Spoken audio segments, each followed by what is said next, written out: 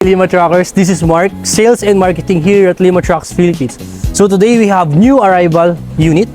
So yun, meron tayo dito bagong dating na Fuso 10-wheeler 6R10 engine new face. So makikita nyo naman sobrang sariwa pa siya. So meron siyang 10 studs. Ang size ng gulong niya is 11R 22.5.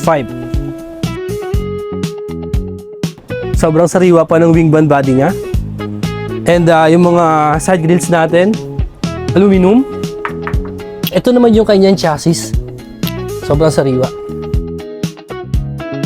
So meron na rin siyang toolbox. May kita nyo. Stainless ang kanyang toolbox, which is kaya kumarga ng 50 kg. And then dito sa may rear tire natin, may kita nyo na airbag siya, suspension. May kita nyo rin na sobrang sariwa niya. So dito naman tayo sa back view ng ating unit. Silipin natin yung loob. Yun, makikita nyo. Wood flooring pa siya. And pwede natin itong i-convert into steel flooring para sa mga buyer natin na naghahanap ng steel flooring na flooring. Toolbox sa likod. Another toolbox dito sa may front side. And then meron na rin siyang diesel tank. 300 liters.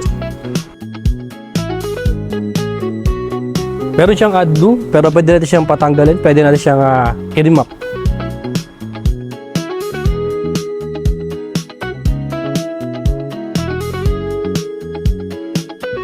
Sa mga buyer natin na naghahanap ng ganitong klaseng truck, ano pang hinihintay nyo? I-reserve nyo na.